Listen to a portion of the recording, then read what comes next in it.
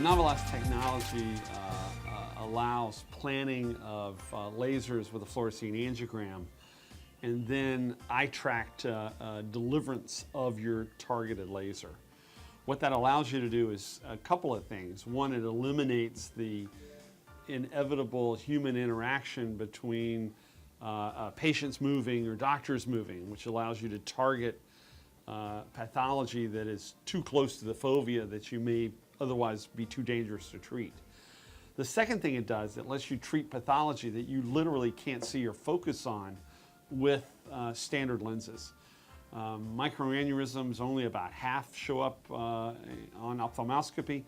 You can treat the other half that are only seen on fluorescein angiography, or treat pathologies that you see on an ICG or an OCT. From the staff perspective, it's very easy to go from taking the pictures and then importing. From a patient flow perspective, other than the patients commenting about how cool it is that they don't have a lens on their eye and that how quick this is and how it's less pain than the other lasers, it really speeds you along the clinic. The only extra time, sort of their accolades, amazed at this technology. For the Navilas 577, the new Navilas has a much smaller delivery head, so you're able to see the patient and interact better with the patient. As well, on a PRP, you can hold the lens and get it much easier than the old delivery head. That brings me to one of the most patient-friendly factors, is that for macular lasers, you don't use a contact lens. And so patients that are used to the goop and lens on their eye are amazed when they're sitting there just staring at you, and the eye tracker's tracking their eye and delivering the laser precisely where the surgeon wants it to go.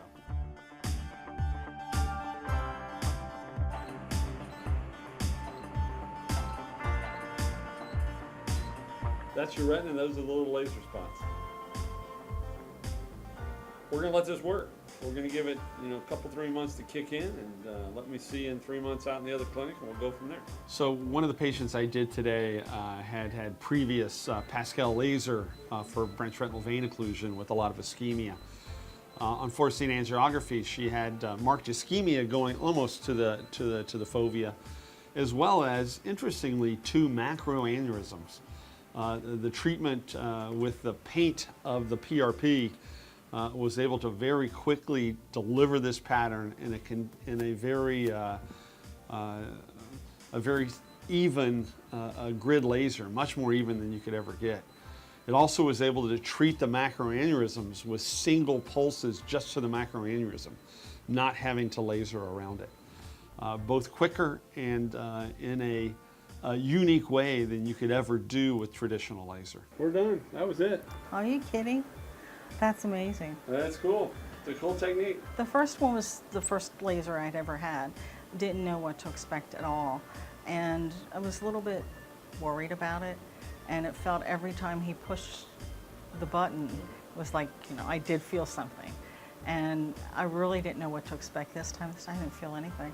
That's great. Felt nothing. That's great. It was really, and it didn't take long at all. Last time I think I don't know how long it took, but it felt like an eternity. An additional patient I did today had central serous. It's been a month and they have a leak that is pretty close to the fovea but not subfoveal. I was able to do guided laser right to that leak. We think it's a very good indication because it allows you to hit things on the fluorescein that really, with a traditional lens on the eye, you're kind of guessing where that leak is. This is very cutting edge, avant-garde treatments. And you would think with all this level of sophistication of the eye tracker, the computers, you'd be like driving an Italian sports car where it never worked. However, it's incredibly dependable. And when you do need software support or software updates, ODOS has been very good at delivering those. It's really been a delight to use, and ODOS has been great in their support team. And you do pay a small premium for it. Used to be a very large premium. And I think as more and more surgeons use it, they're going to be at a point where they have to have this.